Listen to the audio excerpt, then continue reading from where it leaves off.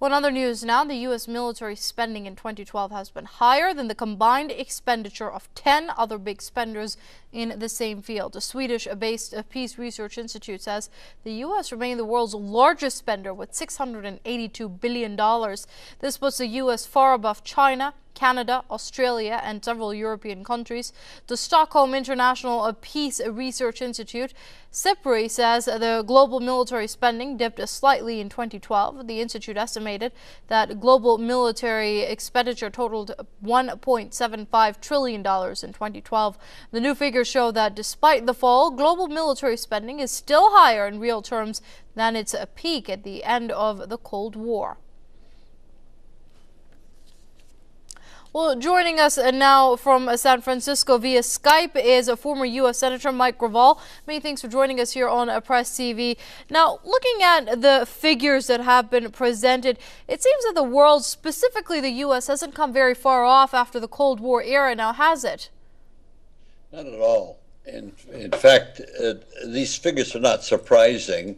Syria does a very good job monitoring weaponry around the world.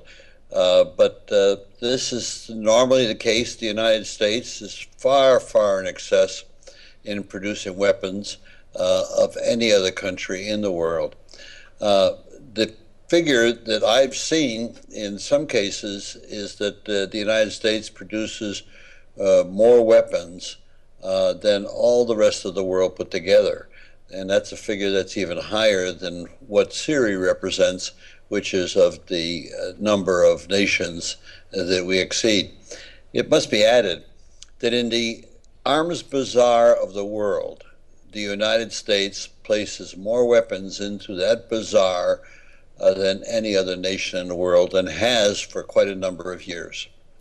Well, speaking of which, considering so much money is being spent on the weapons by the U.S., do you think that the American military-industrial complex does form a large chunk of the American economy and therefore does translate into some very dangerous policies on the ground?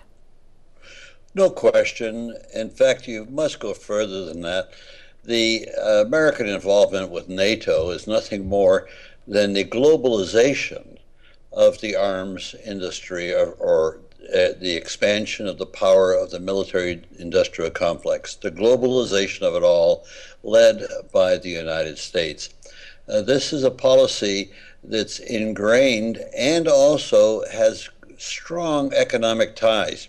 You have to appreciate that the military production of weapons takes place in probably every congressional district of the members of Congress in the United States.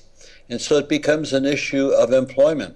If you were to cut back on this trade in weapons, you'd be having to cut back on employment. And that, of course, just compounds the economic problem that we find ourselves in since the debacle of 09 and 10.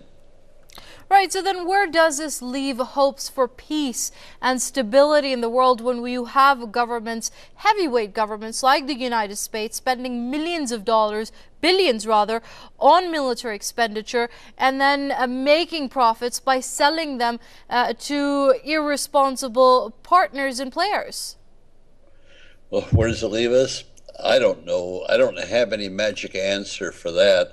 I think it's just very discouraging that the superpower of the world is the one that's leading this trade activity of weapons internationally.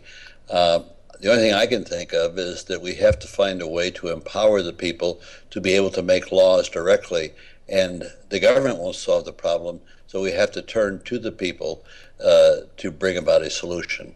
Discouraging indeed. We're going to have to leave it there. Former U.S. Senator Mike Gravel there joining us via Skype from San Francisco. Many thanks indeed, Senator, for your comments here on Press TV.